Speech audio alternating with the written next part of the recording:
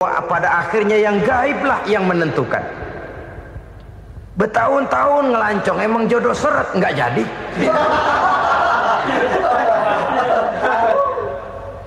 Begitu kenal baru setengah malam nginep ditangkap hansip kan. Hal-hal semacam itu kadang-kadang kita berpikir suuzon, gile, perempuannya cakep banget, lakinya rebek amat.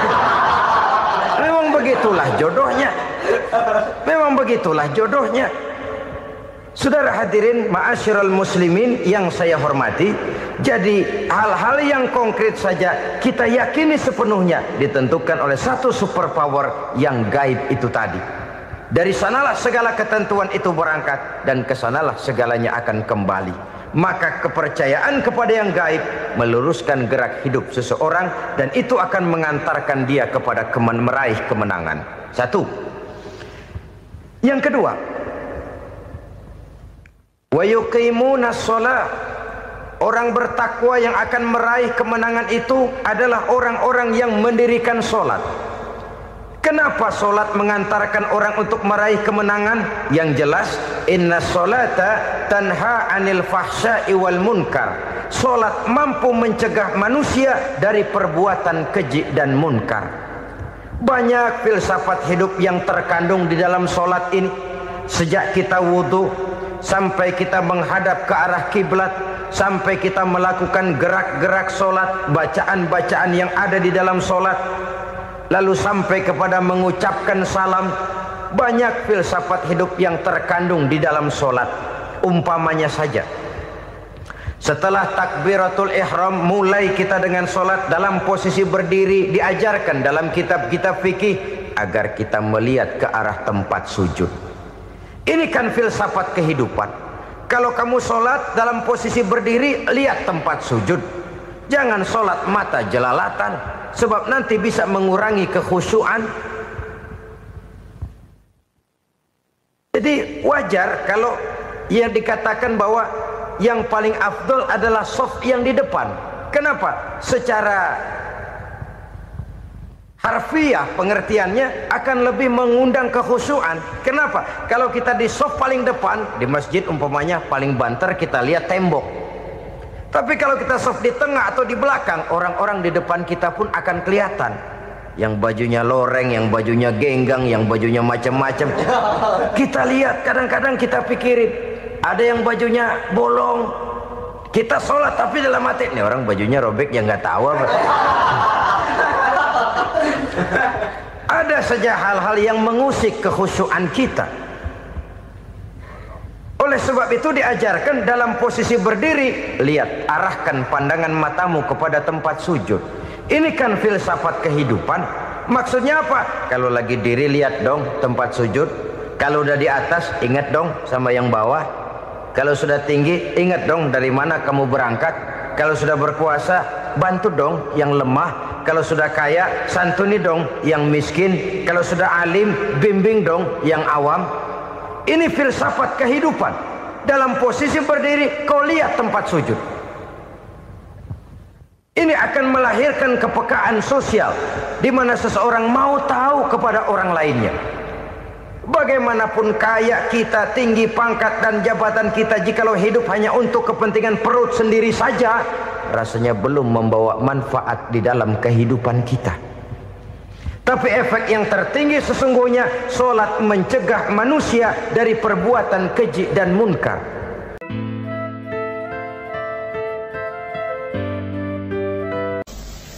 Bapak-bapak, ibu-ibu, saudara-saudara kaum muslimin rahimakumullah.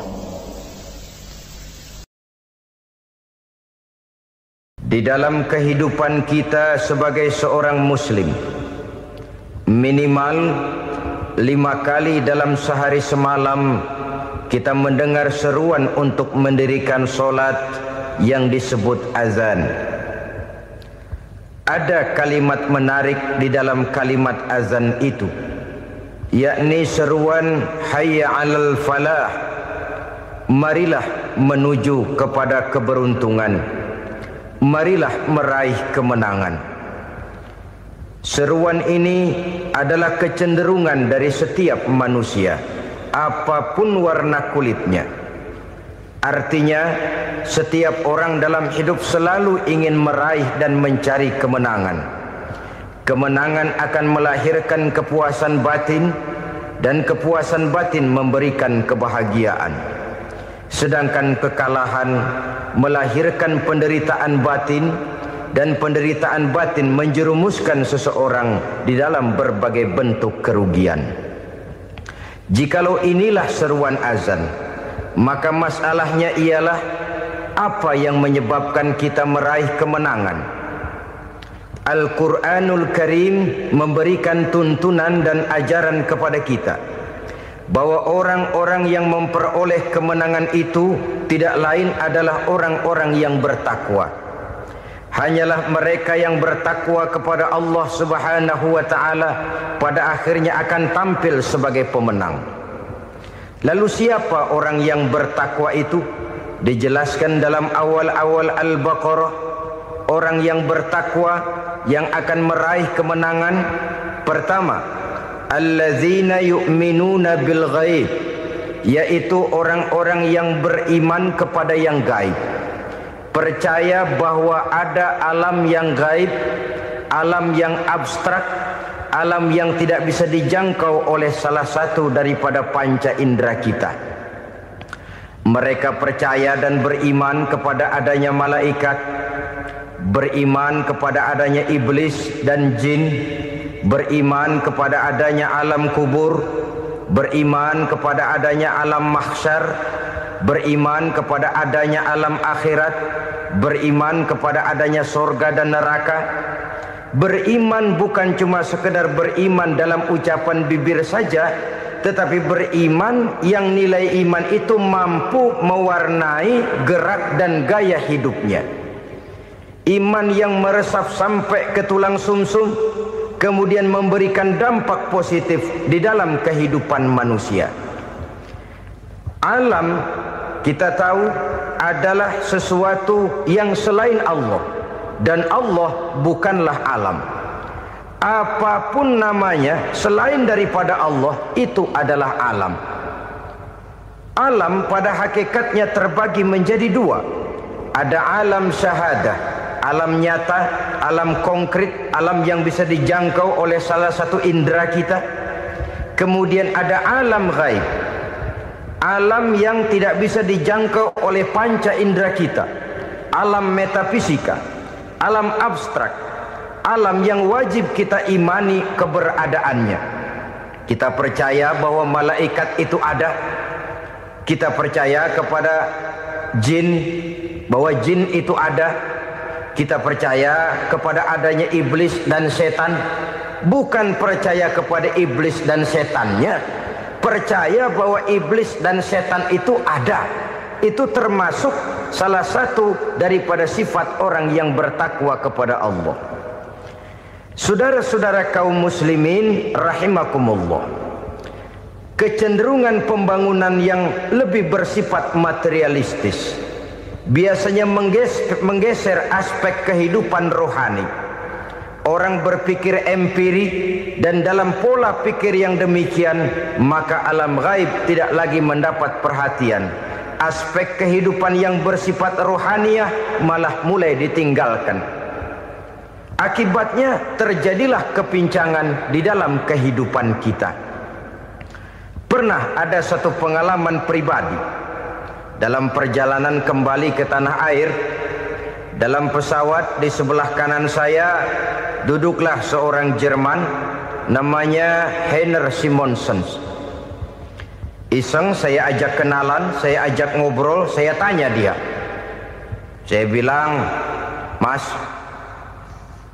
Heiner ini, kalau pesawat yang kita tumpangi ini jatuh ke bawah, kira-kira apa yang bakal terjadi, Mas? Dia bilang, kita semua akan mati. Begitu? Iya. Oke. Apa itu mati? Tanya saya. Dia bilang, untuk tahu apa itu mati, kita harus tahu lebih dahulu apa itu hidup. Saya pikir nih bule bisa ngomong juga. Baiklah, baiklah, kata saya. Apa hidup menurut Anda itu? Oh, hidup itu dia bilang, kalau seluruh anggota badan kita bekerja secara normal, paru-paru memompa darah secara normal, jantung berdetak secara normal, sel-sel tubuh bekerja secara fit, dan organisme tubuh hanya mau bekerja secara normal, dia bilang, kalau kita memberi makan yang cukup, menu yang teratur, dan gizi yang lengkap. Saya bilang, kesimpulannya apa, Ner? Dia jawab, hidup adalah dari tangan ke mulut. Life is from the hand to the mouth, kata dia. Hidup adalah dari tangan ke mulut. Jadi masalah hidup tidak lebih daripada masalah isi perut. Orang pergi pagi, pulang sore, peras keringat, banting tulang, perut yang dibelain. Saya bilang, you are wrong. Sampean salah, Ner. Kamu orang Islam bukan? Bukan. Pantas. Kenapa saya salah? Dia bilang, ya jelas salah. Salahnya di mana? Kamu ini manusia. Kalau hidup cuma dari tangan ke mulut, saya bilang, kambing di kampung saya juga begitu pikirannya, Ner. Itu kambing di kampung saya, asal perutnya kenyang, sudah hidup dia. Perkara besok bagaimana, lusa prospeknya macam mana, bulan depan ada apa, kambing nggak pernah mikir. Di kampung saya kambing juga pikirannya begitu. Kamu Kristen ya? Tadinya. Loh, kok tadinya, lalu apa sekarang kamu ini? Dia bilang, sekarang saya netral. Saya tidak beragama, tapi saya percaya kepada Tuhan sebagai pencipta alam. Saya ingat benar dia bilang, I haven't any religious, but I believe to God as the creator of the world. Kenapa bisa netral begitu, Ner? Habis saya bingung, katanya. Islam bilang Islam baik, Kristen bilang Kristen baik, Hindu Buddha bilang Hindu Buddha baik, semua agama baik. Saya netral sekalian, nggak beragama. Yang penting saya percaya kepada Tuhan. Saya bilang, Ner, kamu ini kayak orang mau beli celana, lalu bingung. Yang satu bilang Levi's bagus, yang satu bilang Blue Jean hebat, yang satu bilang Wool England hebat. Celana ini hebat, celana itu bagus, celana ini hebat. Semua celana bagus, kamu bingung. Akhirnya netral, tidak pakai celana. Itu juga salah. Saya pikir-pikir, kemudian saya melihat bahwa dua pola berpikir Henner ini nampaknya sudah mulai menggejala di lingkungan masyarakat bangsa kita. Disadari atau tidak, secara jujur kita harus berkata, dua pola pemikiran Henner ini mulai berkembang di tengah masyarakat bangsa kita. Pertama, pola pikir materialisme. Hidup adalah dari tangan ke mulut. Masalah hidup tidak lebih masalah isi perut. Itu yang perlu dibela, dan disitulah arti kehidupan. Pergi pagi, pulang sore, peras keringat, banting tulang untuk mempertahankan perut. Kalau sudah kemari cara orang berpikir, maka buat apa percaya kepada yang gaib? Untuk apa sholat? Untuk apa puasa? Untuk apa zakat? Untuk apa menghadiri majelis taklim? Tanpa kepercayaan kepada yang gaib, hidup berjalan menurut alur empiris dan materialis. Kalau sudah ke sana cara orang berpikir, biasanya orang lalu cenderung menghalalkan segala cara. Hanyalah orang yang percaya bahwa akhirat ada, hanyalah orang yang percaya bahwa alam kubur itu ada, hanyalah orang yang percaya bahwa malaikat itu ada, hidupnya akan lebih terarah dan terkendali. Karena kepercayaan kepada yang gaib, yang merupakan fase daripada kehidupan setelah hidup yang sekarang ini, mewarnai gerak pribadi seseorang di dalam dia melakukan kegiatan hidupnya. Pola berpikir materialisme, disadari atau tidak, mulai menggejala di lingkungan masyarakat bangsa kita. Hidup tidak lebih dari urusan tangan ke mulut, mulut ke tangan, tangan ke mulut. Asal perut sudah kenyang, hiduplah sudah. Perkara bagaimana prospek hari yang akan datang, bagaimana akhirat, tidak jadi persoalan. Ini yang oleh Nabi diperingatkan, ad-dunya sijnul mu'min wa jannatul kafir. Dunia adalah penjara bagi orang beriman dan surga bagi orang kafir. Dulu di zaman Belanda hadis ini pernah disalah tafsirkan, disalah artikan, digunakan sebagai senjata untuk mengkebiri dan membuat impoten umat Islam. Sudahlah umat Islam gak usah macam-macam, kata Belanda. Dunia ini kan penjara buat orang Islam, surga buat orang kafir. Di penjara jangan bertingkah.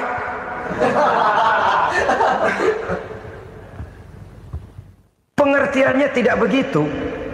Dunia adalah penjara bagi orang mukmin. Artinya dalam kehidupan dunia seorang mukmin tidak bebas memperturutkan hawa nafsunya. Di penjara hawa nafsunya itu. Sebaliknya, surga bagi orang-orang kafir. Buat orang kafir, surgalah dunia ini. Mereka bebas memperturutkan hawa nafsunya. Dilarang tidak terlarang, dicegah pun tidak tercegah. Mereka hidup menurut alur bisikan nafsu mereka sendiri. Kemudian bila ajal datang, maut merenggut nyawa, selesailah surganya sampai di situ. Maka bagi orang-orang yang tidak percaya kepada adanya akhirat, kepada adanya alam gaib, surganya sebatas umurnya. Sekali lagi, surganya sebatas umurnya. Bila umur selesai, ajal pun datang merenggut nyawa, selesailah sudah surganya sampai di situ. Alangkah pendeknya perjalanan orang-orang yang tidak percaya kepada alam gaib ini.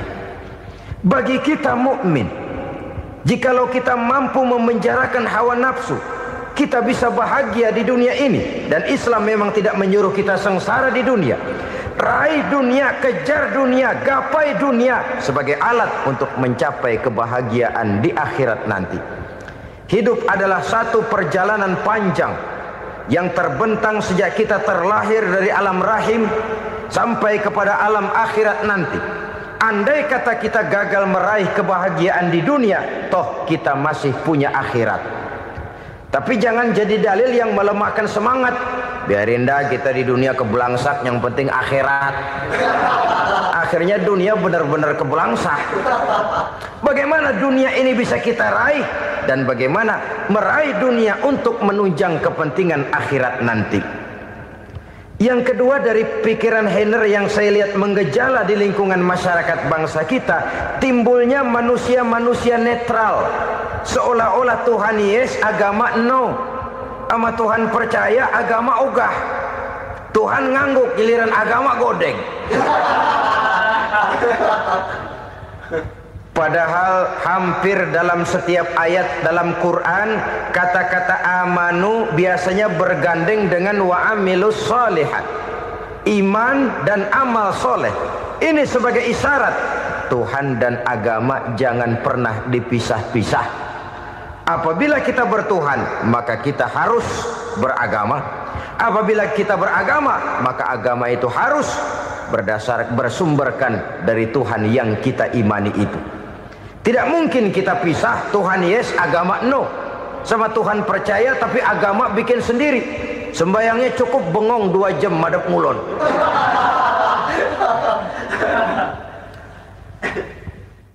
Saudara-saudara kaum muslimin rahimakumullah. Jadi dengan demikian, agama yang kita akui merupakan unsur mutlak di dalam pembangunan sekarang ini, merupakan bagian dari kehidupan yang menuntun kita bahwa di balik alam nyata ini, di balik alam syahadah ini ada alam gaib.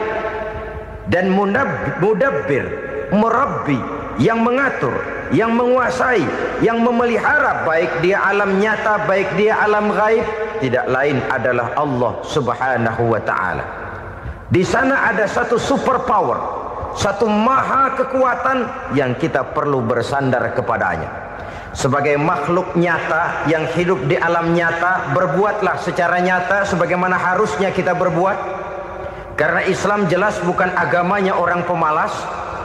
Islam jelas bukan agamanya orang yang mengajarkan setelah selesai sholat boleh duduk, nggelenggem ayam-ayam, ndelohom, menghitung bintang di langit sambil menunggu keajaiban. Tidak. Islam adalah agama yang mengajarkan Apabila solat sudah selesai kamu kerjakan, bertebaranlah di permukaan bumi, cari karunia Tuhanmu. Jangan hidup berpangku tangan menunggu keajaiban, karena hidup bukan undian. Jangan berharap untung besar tanpa mau peras keringat. Tapi di sebalik itu toh kita juga harus yakin bahwa di sisi usaha nyata yang kita lakukan ada satu super power, satu maha kekuatan gaib yang menentukan berhasil dan tidaknya usaha kita. Kepercayaan kepada hal semacam inilah yang mendorong kita untuk mempunyai sandaran vertikal, agar jikalau usaha ini berhasil, kita tidak lupa diri dan lupa daratan. Jikalau usaha ini gagal, kita tidak putus asa dan buruk sangka, tidak cupik pandangan dan sempit hati, tapi mampu melihat persoalan dengan kacamata putih sambil husnuzon kepada Allah Subhanahu wa ta'ala. Kita percaya malaikat itu ada. Ada yang namanya raqib dan atid, mengawasi gerak hidup kita sampai kepada gerak hati kita. Ini memberikan sugesti agar kita berhati-hati. Tidak sejengkal tanah pun kita bisa berlindung dari pengawasan raqib dan atid. Ada munkar nakir yang akan menyoal kita di alam kubur. Ada malaikat Malik, penjaga neraka. Ada malaikat Ridwan yang menjaga surga. Kita percaya kepada adanya jin, kita percaya kepada adanya setan, iblis. Percaya kepada adanya, bukan mempercayai si setan, si iblis lalu menjadikannya sebagai teman. Tidak. Percaya bahwa mereka itu ada dan merupakan makhluk Allah yang gaib, yang diciptakan Allah Azza wa Jalla. Kepercayaan kepada alam gaib memberikan motivasi terhadap gerak lahir manusia, sehingga dengan motivasi kepercayaan kepada yang gaib, gerak lahir jadi lebih terarah, jadi lebih terpelihara.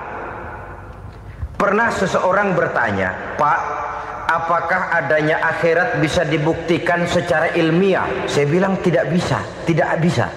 Kenapa? Karena yang berangkat nggak pernah pulang kemari lagi.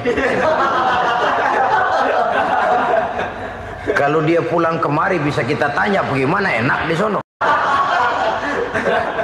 Cuma secara moral saya katakan, lebih beruntung orang yang percaya kepada akhirat daripada yang tidak.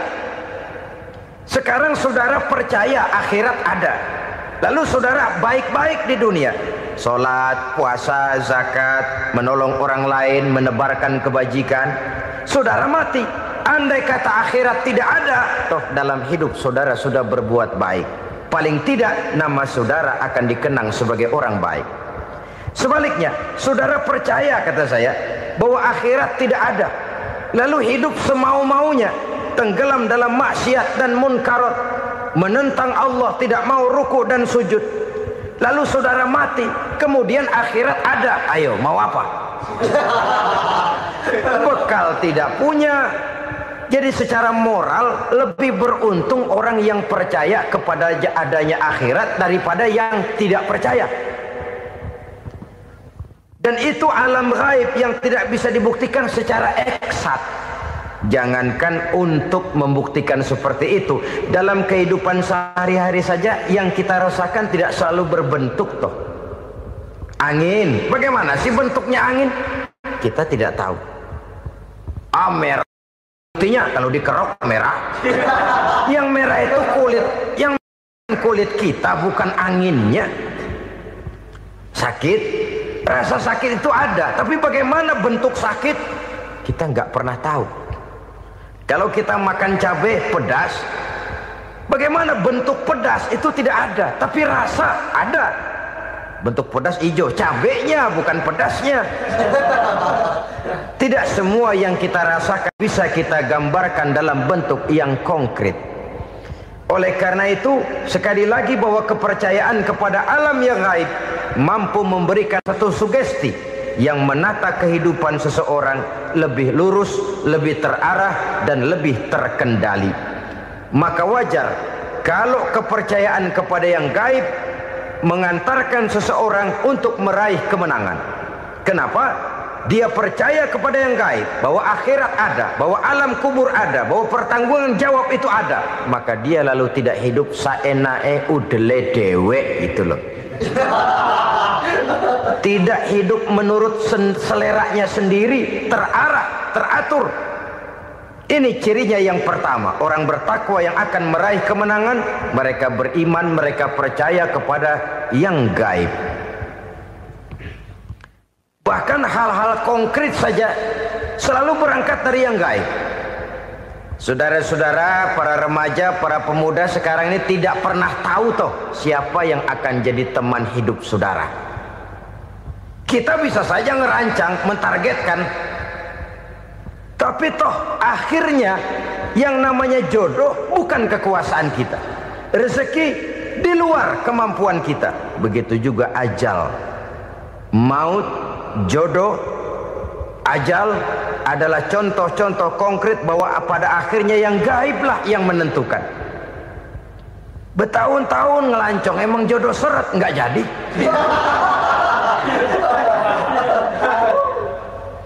Begitu kenal baru setengah malam nginep ditangkap hansip kan.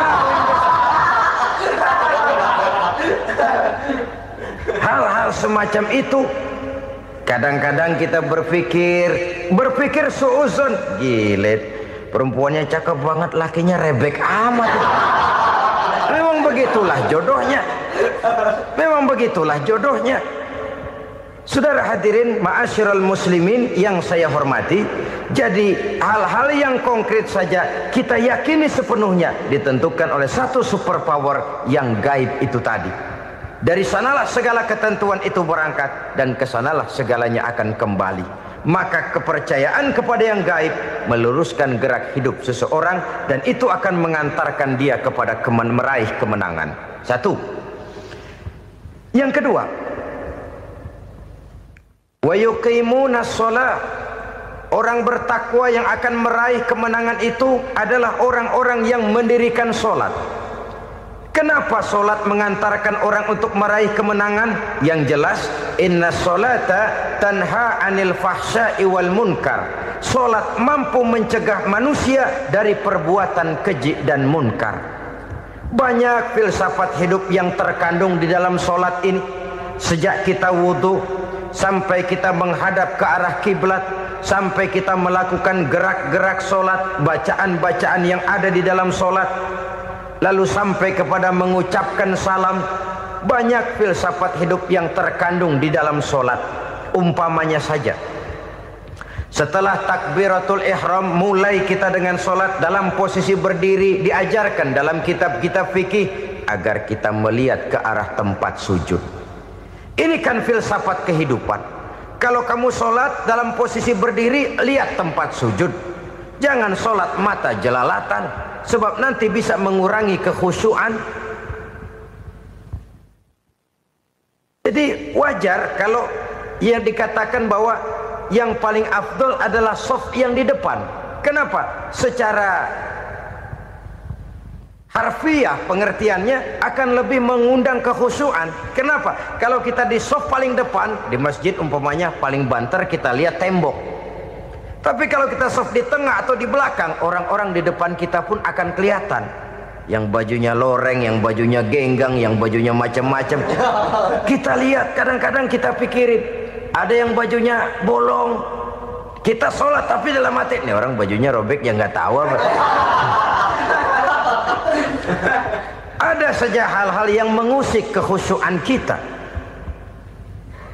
Oleh sebab itu diajarkan dalam posisi berdiri, lihat, arahkan pandangan matamu kepada tempat sujud. Ini kan filsafat kehidupan. Maksudnya apa? Kalau lagi diri lihat dong tempat sujud. Kalau udah di atas ingat dong sama yang bawah. Kalau sudah tinggi ingat dong dari mana kamu berangkat. Kalau sudah berkuasa bantu dong yang lemah. Kalau sudah kaya santuni dong yang miskin. Kalau sudah alim bimbing dong yang awam. Ini filsafat kehidupan. Dalam posisi berdiri kau lihat tempat sujud. Ini akan melahirkan kepekaan sosial di mana seseorang mau tahu kepada orang lainnya. Bagaimanapun kaya kita, tinggi pangkat dan jabatan kita, jikalau hidup hanya untuk kepentingan perut sendiri saja, rasanya belum membawa manfaat di dalam kehidupan kita. Tapi efek yang tertinggi sesungguhnya, solat mencegah manusia dari perbuatan keji dan munkar. Perbuatan keji dan munkar walaupun kelihatannya mendatangkan uang, membawa keuntungan, tapi itu keuntungan semu, keuntungan sementara. Dengan menipu orang lain kita bisa dapat untung, tapi tidak membawa berkah, dan itu adalah kerugian besar dalam kehidupan kita. Maka untuk meraih kemenangan harus dimulai dengan membentuk kepribadian yang tegar, memiliki sandaran vertikal yang langsung kepada Allah Subhanahu wa ta'ala, dan itu hanya bisa kita tempuh melalui jalur ibadah formal yang sudah ditentukan Allah, yakni solat yang 5 waktu. Untuk memperkuat itu ada solat-solat sunnah, rawatib, nawafil sebagai terminal kontrol cadangan untuk memelihara stabilitas temperatur batin di dalam kita berhubungan dengan zat yang maha gaib, yaitu Allah Subhanahu wa ta'ala. Orang sering bertanya, Pak, itu tetangga saya nggak sholat, duitnya nggak habis-habis, Pak. Nggak sholat tapi mobilnya tambah terus, nggak sholat tapi usahanya makin maju. Tapi di sisi lain ada orang yang rajin sholat, rezekinya butak bener, anaknya mana kurus, mana korengan. Saudara hadirin ma'asyiral muslimin rahimakumullah, harus saya katakan bahwa solat memang bukan untuk cari duit. Solat adalah sandaran vertikal kita kepada Allah. Sedangkan soal rezeki itu berkaitan dengan sifat Allah maha pengasih dan maha penyayang. Allah maha pengasih, siapapun dikasih kalau mau usaha. Allah maha penyayang, tidak semua orang disayang oleh Allah Azza wa Jalla. Dan belum tentu banyak harta itu merupakan nikmat. Mungkin juga istidraj. Artinya istidraj itu dikasih tapi diambulin, kalau bahasa Betawinya itu. Dikasih tapi diambulin, itu bukan merupakan nikmat sesungguhnya, lebih merupakan azab dari Allah Subhanahu wa ta'ala.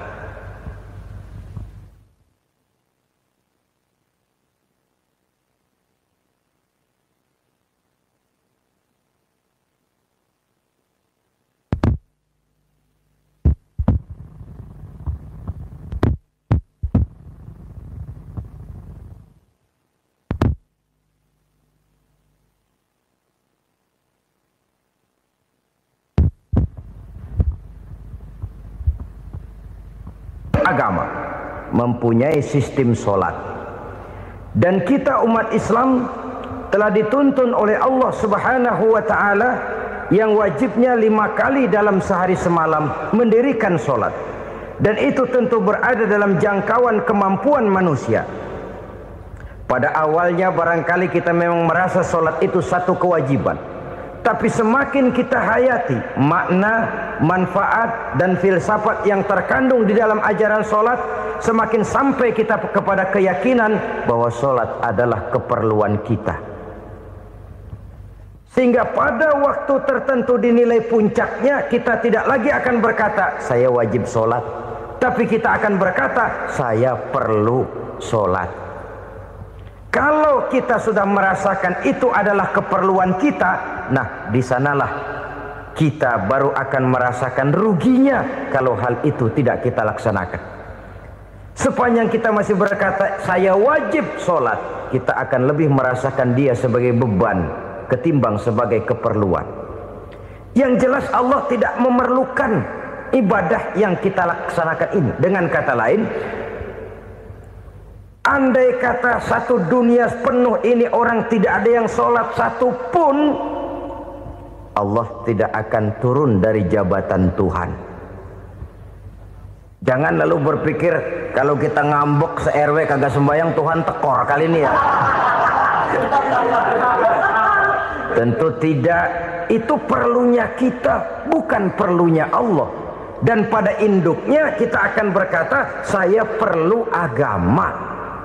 Kalau secara induk kita sudah memerlukan agama, maka konsep-konsep yang ada di dalam ajaran agama itu pun adalah juga merupakan keperluan kita. Baik dia bernama sholat, baik dia bernama puasa, baik dia bernama zakat, baik dia bernama haji, seluruhnya adalah keperluan kita. Dan sesuatu yang kita perlukan apabila tidak kita laksanakan akan melahirkan kerugian di dalam kehidupan. Jangan heran kalau kita membaca riwayat perjalanan hidup para salafus soleh, orang-orang soleh. Ada yang tahajud sampai 100 rakaat, ada yang sholat malam kakinya sampai bengkak. Kita sekalinya bengkak biri-biri. Ada yang sholat membaca surah dalam Al-Quran sampai khotam Quran. Kok mau? Mereka sudah merasakan itu keperluan. Itu saja soalnya. Satu saat pun jikalau kita merasa bahwa itu keperluan saya, kita pun akan melaksanakan seperti itu. Keperluan saya dalam kehidupan. Inilah yang kedua. Yang ketiga, orang bertakwa yang akan meraih kemenangan itu, wa mimma razaqnahum yunfikun. Mereka membelanjakan sebagian daripada rezeki yang diberikan Allah kepada mereka. Mereka infakkan di jalan Allah. Ada satu dialog menarik. Satu hari seorang anak muda bertemu dengan seorang kakek-kakek yang sudah dikenalnya baik. Bertanyalah anak muda ini, "Kek, umur kakek berapa tahun?" 15 tahun, kata si kakek. "Anak kakek berapa orang?" 1. "Harta kakek berapa banyak?" 15 juta. Si anak muda ini bengong, lalu protes, "Kok kakek bohongin saya?" "Kenapa?" "Saya tahu umur kakek 70 tahun. Kenapa ngaku 15? Saya tahu anak kakek 5. Kenapa bilang 1? Saya tahu kakek miliuner, miliaran uang kakek. Kenapa ngaku cuma 15 juta? Begini, kata si kakek tadi. Benar, umur saya 70 tahun. Tapi dari umur yang 70 tahun itu baru 15 tahun terakhir ini saya merasakan ibadah kepada Allah. Meninggalkan maksiat, jauh dari segala macam munkarat. Maka yang 15 tahun inilah yang benar-benar saya rasakan sebagai umur saya.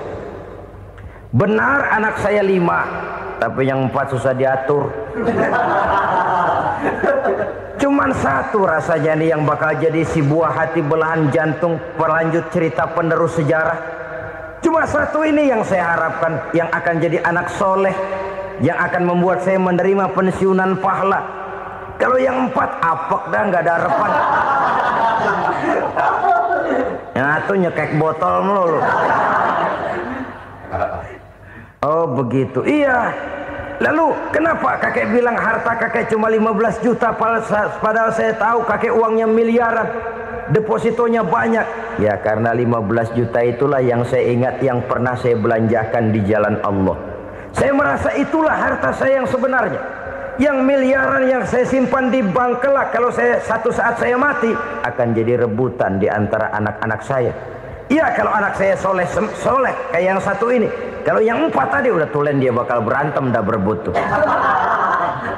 Jadi 15 juta yang saya belanjakan di jalan Allah inilah yang saya merasakan benar-benar harta saya yang sesungguhnya. Dialog ini patut menjadi bahan renungan kita bersama. Diberikan kita umur 40, 50, 60, 70, 80. Berapa tahun dari umur yang diberikan itu yang jalan mulus, yang kita gunakan untuk melaksanakan ibadah? Banyak harta kita simpan di bank, di lemari, di dompet, di tas. Tapi berapa yang sudah kita depositokan di jalan Allah yang akan menemani kita di hari kita kembali nanti? Maka orang bertakwa yang akan meraih kemenangan, wa mimma razaqnahum yunfikun, mereka membelanjakan sebagian dari rezeki yang diberikan Allah di jalan Allah Subhanahu wa ta'ala. Ma'asyiral muslimin rahimakumullah. Zahirnya memang kita memberikan kepada orang lain, tapi hakikatnya kita menyimpan untuk diri kita sendiri. Kita memberikan kepada yatim piatu 25.000. Zahirnya kita memberikan si yatim, hakikatnya kan kita cuma nyimpan. Saya berikan, titip kepadamu, ini untuk saya di akhirat. Kau boleh belikan baju, kau boleh belikan untukmu makan, kau boleh bayarkan sekolahmu. Ini untuk saya. Hakikatnya kita nyumbang masjid 1 juta, zahirnya kita berikan kepada panitia masjid, tapi hakikatnya kan cuma titip 1 juta ya, untuk saya di alam kubur nanti. Silahkan kau boleh belikan semen, ini uang, belikan besi, belikan pasir. Saya cuma sekedar titip untuk kepentingan saya. Hakikatnya kita cuma sekedar menitip.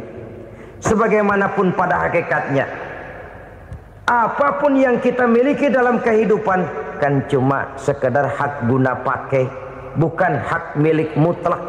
Harta kita, rumah kita, kendaraan kita, kebun kita, pabrik kita, hak guna pakai saja. Hak milik mutlak cuma untuk Allah Subhanahu wa ta'ala. Saudara-saudara kaum muslimin rahimakumullah, ini yang ketiga. Kemudian yang keempat, orang-orang bertakwa yang akan meraih kemenangan,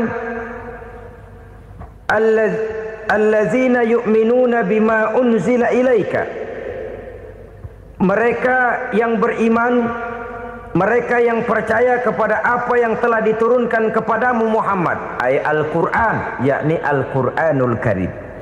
Setelah percaya kepada yang gaib, mendirikan solat, kemudian menginfakkan sebagian dari rezeki yang diberikan Allah, mereka juga lalu percaya kepada yang diturunkan terhadap Nabi, yaitu tidak lain Al-Quranul Karim.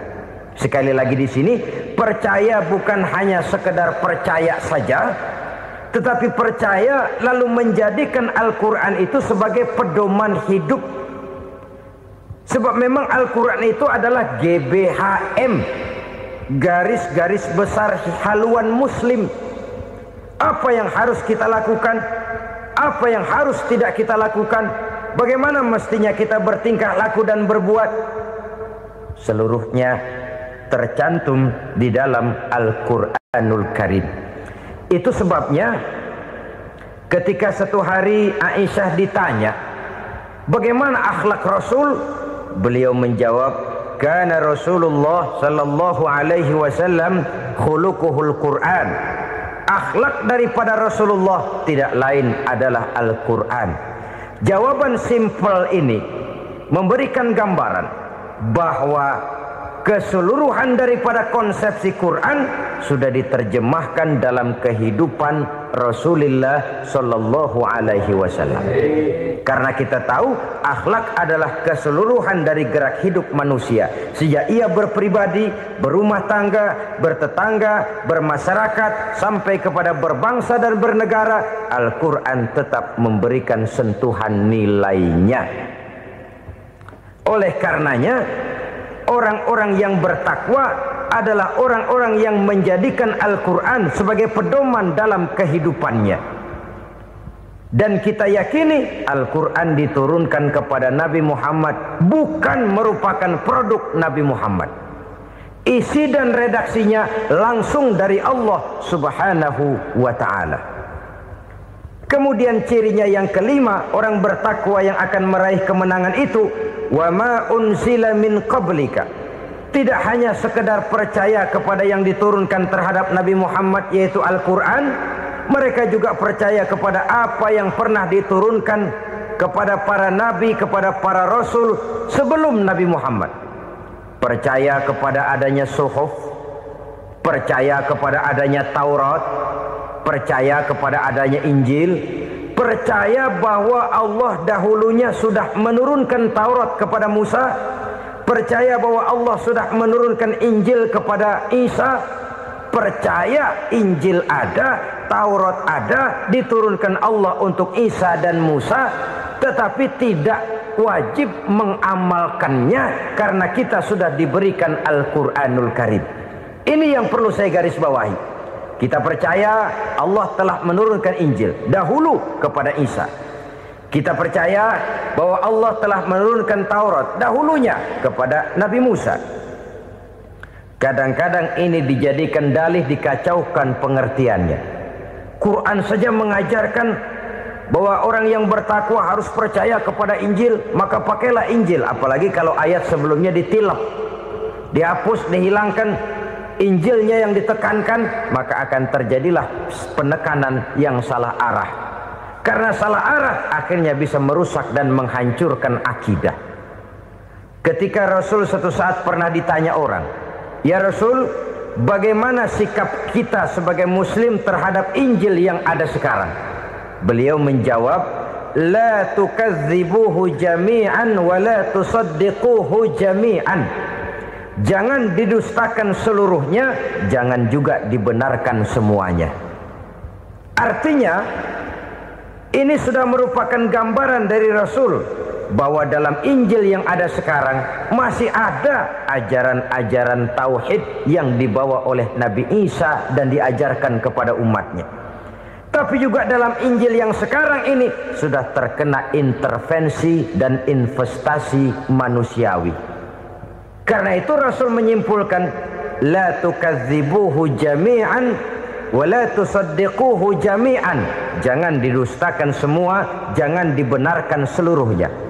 Kita memang percaya Allah telah menurunkan Injil kepada Nabi Isa dulu, tapi kita tidak wajib mengamalkan Injil.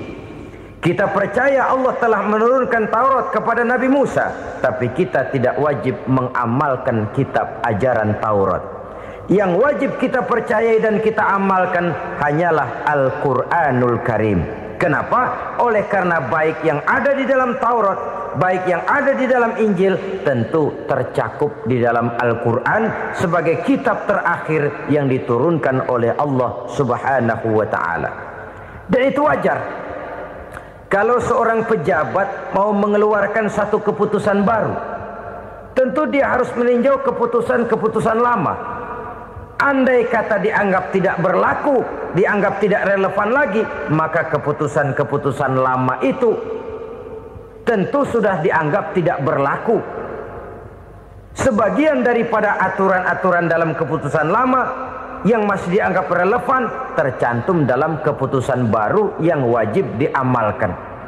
Begitulah hubungannya antara Al-Quran, Taurat, Zabur, dan Injil. 4 kitab samawi yang diturunkan Allah masing-masing kepada Zabur untuk Nabi Daud, Taurat untuk Nabi Musa, dan Injil untuk Nabi Isa alaihi wassalatu wassalam. Ketiga-tiga kitab itu kita percayai adanya. Kita yakini Allah telah menurunkan Zabur, Taurat, dan Injil. Tapi kita tidak wajib mengamalkannya. Yang wajib kita mengamalkannya sekarang ini tidak lain hanyalah Al-Quranul Karim saja. Karena ia mencakup apa yang ada di dalam Zabur, apa yang ada di dalam Taurat, dan apa yang ada di dalam Injil. Keotentikannya bisa dipertanggungjawabkan.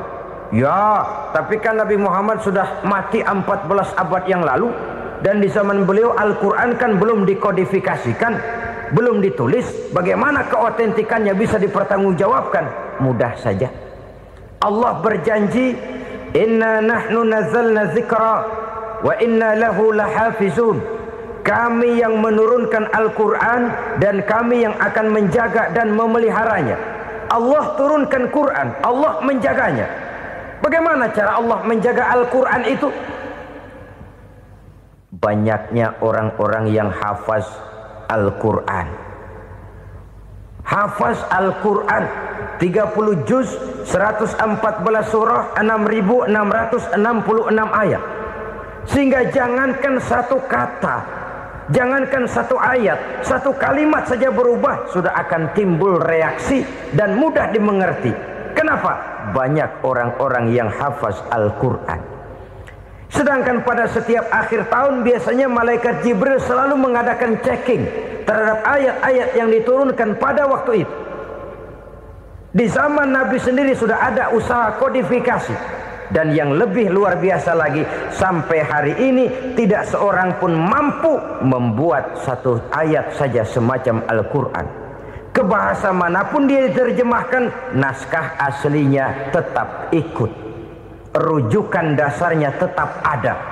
Berdasarkan itu, maka tidak mungkin terjadi penyelewengan terhadap atau pemalsuan terhadap ayat-ayat Al-Quranul Karim.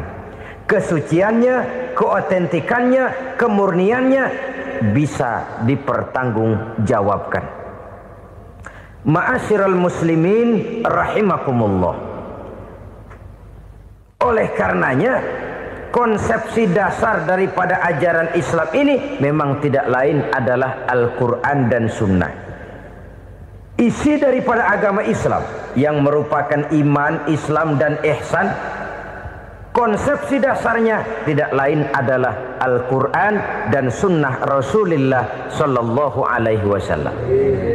Maka yang kita perlukan sekarang ini adalah terjemahan Al-Quran di dalam kehidupan kita. Dengan demikian, maka gaya kehidupan yang lebih Qurani itulah yang kita dambakan. Kita perlu memang terjemahan Quran dalam bahasa Inggris, dalam bahasa Belanda, dalam bahasa Jepang, tapi yang lebih kita perlukan adalah terjemahan Quran di dalam kehidupan kita. Konsekuen, tidak memanipulasi, ringan sama kita jinjing, berat sama kita pikul. Jangan kalau lempengan ayat Quran tuh kira-kira enak diamalin, keras teriakan kita. Giliran kira-kira ayat Quran itu mukul kepala kita sendiri, diam kita. Itu ciri yang pernah disindir Allah dalam awal-awal Baqarah juga. Ciri beragamanya orang yang munafik. Kullama adha'a lahum masyawfih, kata Allah. Wa iza azlama alaihim qamu. Apabila terang mereka jalan, apabila gelap mereka berhenti. Artinya, kalau kira-kira di Islam nguntungin, rame-rame pada teriak Islam. Tapi ketika diminta untuk berjuang, ketika dituntut untuk berkorban, rame-rame mengundurkan diri. Nasib agama tidak ubahnya seperti daun pisang yang dikait orang di tepi jalan lantaran tak berpayung di ketika hari hujan. Manakala hujan usailah sudah, daun itu pun dicampakkan di tepi jalan, diinjak pula orang nan lalu. Artinya, orang menjadikan agama cuma sebagai lipstick, decoration only, tidak konsekuen. Hanya pada saat-saat kelihatannya Islam membawa keuntungan, rame-rame orang teriak-teriak tentang Islam. Tapi jikalau diminta berjuang, jikalau dituntut untuk berkorban, biasanya rame-rame juga mengundurkan diri. Jangan heran kalau mayoritas hitungan kita, tapi minoritas peranan kita. Kuantitas kita dalam jumlah, tapi dalam kualitas kita lebih sering jadi penonton daripada jadi pemain. Padahal itu sangat tidak boleh terjadi. Umat Islam di Indonesia harus bangkit. Umat Islam di Indonesia harus sadar akan keberadaannya. Tidak boleh hanya jadi penonton berpangku tangan. Karena memang agama kita juga mengajarkan untuk konsekuen di dalam menjabarkan ajaran-ajaran daripada agama kita. Kita sering jatuh menjadi umat yang lemah oleh karena kita ini tidak pandai menggalang kebersamaan yang diakibatkan tidak konsekuennya kita. Diistilahkan bahwa umat Islam di dalam menggalang kebersamaannya itu harus seperti orang main sepak bola. Saudara-saudara kan tahu orang main sepak bola itu. Orang main sepak bola, kalau pertandingan belum dimulai sih silakan saja kumpul di luar lapangan, atur strategi yang baik. Tapi kalau pertandingan sudah dimulai, turun ke lapangan hijau, jangan kumpul terus. Ada sepak bola gotong royong, mundur-mundur rame-rame, depan ke depan kumpul melulu mainnya. Kalah. Orang main sepak bola itu ya harus ada penyerang tengah, harus ada penjaga gawang, harus ada strikernya, harus ada kiri luarnya, kanan dalamnya yang jadi backnya. Posisi boleh bermacam-macam, tapi yang penting saling ngoper untuk menggolkan gawang lawan. Begitulah umat Islam ini. Boleh ada yang jadi pejabat, boleh ada yang jadi pengusaha, boleh ada yang jadi petani, silakan ada yang jadi seniman, ada yang jadi penyair, ada yang jadi artis sekalipun. Tapi kalau sudah berhasil menguasai bola, jangan lupa operannya. Operan itu yang langka. Kita ini muslim kadang-kadang kalau sudah memegang menguasai bola, kalau belum mau mampus, belum mau ngoper, Nanti kalau sudah nggak punya bola baru mau ngoper. Kalau sudah dengar-dengar mau dekat pensiun baru mau jihad, baru mau berjuang, baru mau ngurus pesantren. Tanda tangan sudah tidak laku, memo sudah tidak dihargai, baru mau berjuang. Kemarin kemana mas? Kita tidak pandai memanfaatkan posisi. Dengan kata lain, kalau kembali kepada persoalan kita, konsekuensi kita terhadap agama yang kita anut ini belum ideal. Kita masih lebih sering berislam ini pada saat-saat yang menurut perhitungan kita membawa keuntungan. Tapi kalau diminta berjuang, dituntut berkorban, yang itu pun hakikatnya adalah untuk kepentingan kita juga. Allah tidak pernah menuntut kita untuk jihad bagi kepentingan Allah, itu tidak. Berjuang menegakkan agama Allah, apakah untuk kepentingan Allah? Tidak. Untuk kepentingan kita. Sebab nilai-nilai jihad itu pada akhirnya akan membawa kita kepada satu kebahagiaan. Setidaknya kalau tidak di dunia, tentu di akhirat sebagai syahid. Oleh karena itu, pada bagian akhir ini saya ingin mengajak, marilah kita konsekuen. Sekali kita berkitabkan Al-Quranul Karim, mari dia kita jadikan pedoman.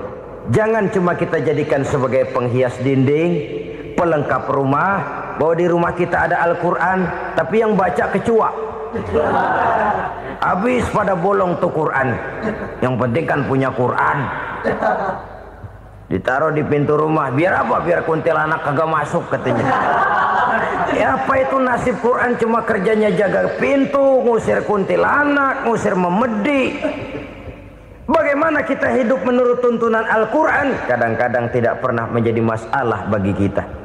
Maka bagaimanakah Al-Quran akan mungkin membawa keberkahan dalam hidup kalau ajarannya kita injak-injak dalam keseharian kita? Mewujudkan gaya hidup yang lebih Qurani, itulah yang akan kita rintis di dalam kehidupan kita. Bertahap, step by step, menurut kemampuan yang ada pada kita. Jika jalan ini tidak bisa kita selesaikan, percayalah akan ada generasi penerus yang akan melanjutkan usaha dan cita-cita mulia itu. Jadi percaya kepada Taurat, percaya kepada Injil, sekadar percaya Allah dahulunya sudah menurunkan itu, tapi kita tidak wajib mengamalkannya. Kenapa? Generasi Injil masa berlakunya sudah kedaluarsa. Taurat masa berlakunya sudah kedaluarsa. Injil pernah berlaku untuk orang Nasrani di zaman Nabi Isa. Taurat pernah berlaku untuk orang Yahudi di zaman Nabi Musa. Setelah generasinya berlalu, datang Rasul penutup yang membawa Al-Quranul Karim.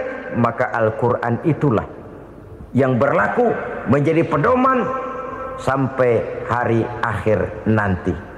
Jangan jauh dari Al-Quran, karena apabila ini kita lakukan, maka kita akan kembali kepada satu gaya hidup yang jauh dari tuntunan agama, dan itu artinya kita akan semakin jauh untuk meraih kemenangan.